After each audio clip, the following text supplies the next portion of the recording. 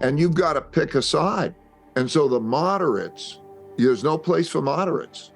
You've got to pick a side.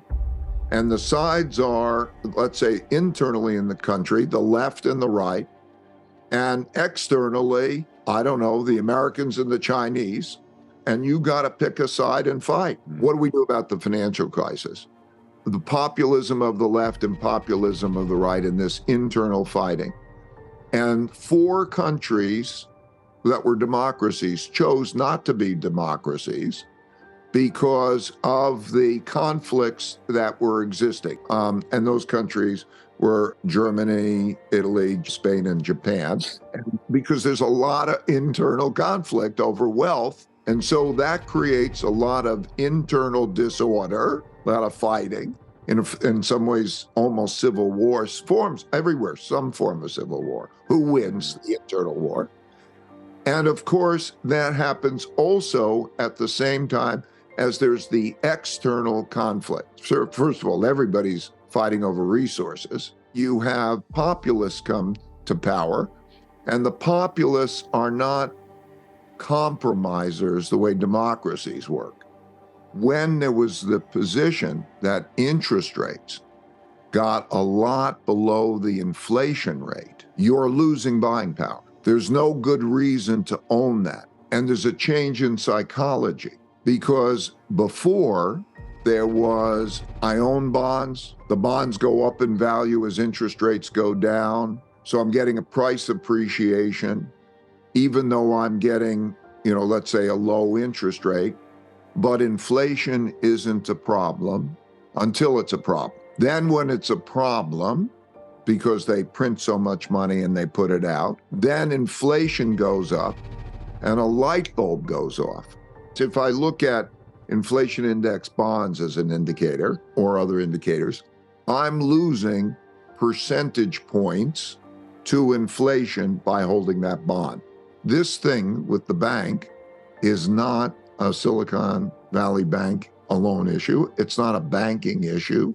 It is a global issue in terms of all around the world, all sorts of entities, pension funds, insurance companies, all around the world. There was a lot of the buying of these government bonds, which have gone down in value. And if you then take it and you say, what's the value of those? Those have gone down. And the cost of money is high. And so the world is leverage long, meaning they own stuff and they borrowed money to own it, and it's going down in value. The big issue is, okay, the government can come in and print the money and give money to anybody they want to give money to. But when they do that, that typically devalues the money.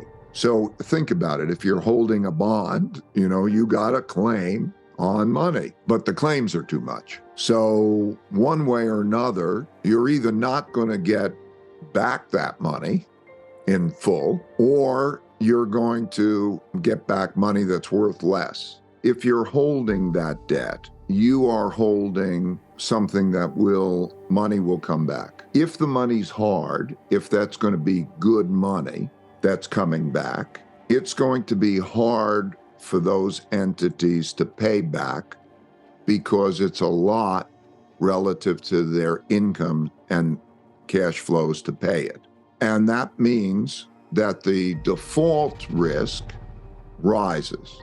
I want to talk about the mechanics. I look at 3 major forces that are happening now, haven't happened in our lifetimes, but have happened many times in history.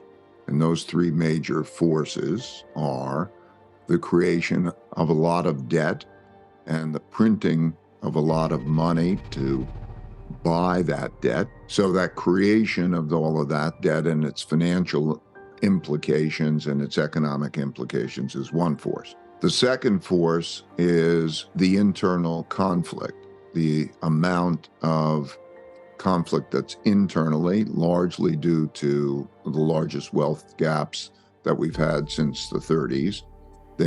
And that produces populism of the left and the right, particularly when there are financial difficulties. The third force is the rising power, the challenging the existing power, largely in the form of China and to some extent Russia. So let's call it the great power conflict. You have a war, and after a war, you have winners, and the winners determine the rules of the game. And then there's this evolution of others becoming more competitive, and then you have a conflict again for who's in control.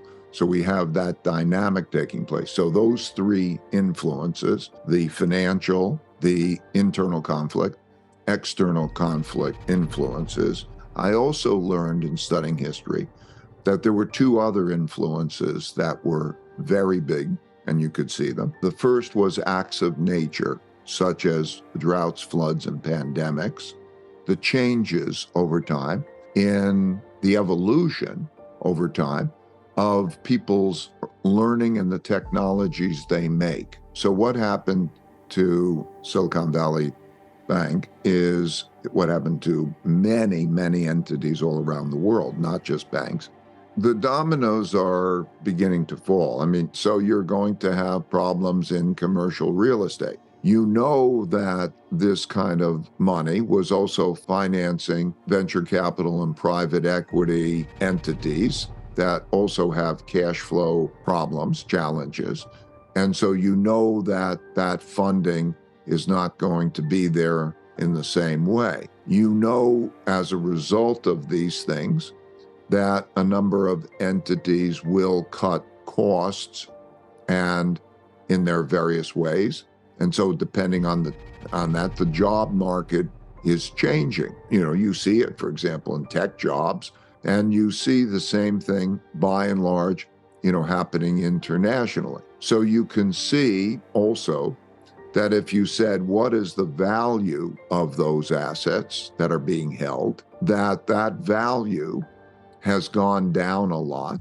And because it was bought on leverage, there are bad losses in different places. And then the question is, what are you going to do with those losses?